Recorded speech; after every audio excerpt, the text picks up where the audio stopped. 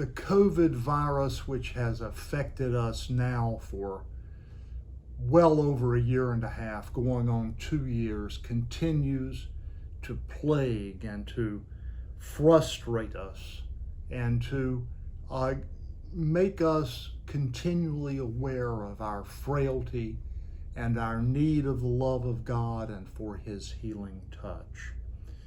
We are particularly saddened by the recent resurgence in COVID cases in our community and in the world, in our country, and particularly this new Delta variant, which it appears, in spite of inoculation and our best efforts, can still affect all of us. This has been brought home to us this week by the death of Diane Richardson, the wife of the archdeacon of this diocese, Mark, who, while fully inoculated, contracted the Delta variant and spent the last couple of weeks of her life in the hospital, finally dying of pneumonia as a result of this new variant of the COVID virus. We are experiencing emotions of sadness and loss, certainly at the death of a sister and a friend. And it can be discouraging at times, feeling like we're all walking up a hill and not knowing the path that we need to take. For a while, we look so close to being in total regathering and recovery.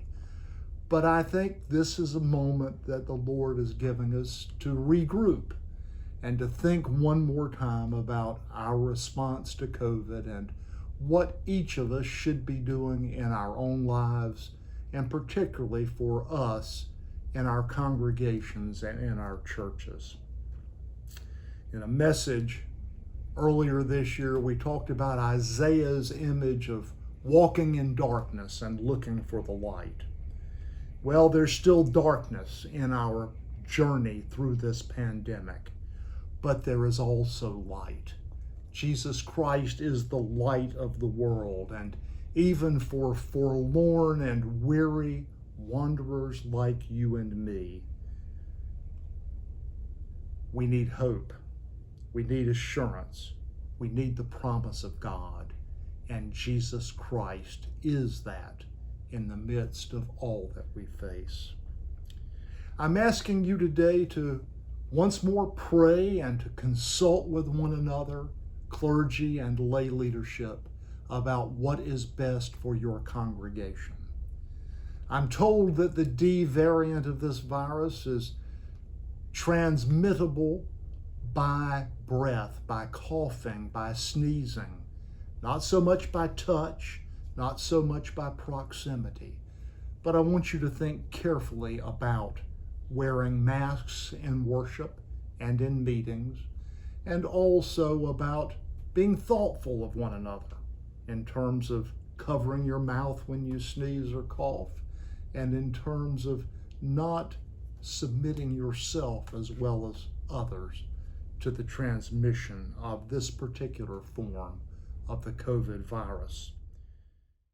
Your response, as it's been in this diocese always, will be up to you and your leadership in the congregation. But I encourage you to make the right decision for you, to be cautious, to be careful, to be prayerful, to be in consultation with one another, and do those things that the Lord is calling you to do to protect yourself and others. The light is there, even in the darkness. And that light is Jesus Christ, and it is Him whom we proclaim and whom we trust to see us through this particular part of what has been a very troubling and dark journey.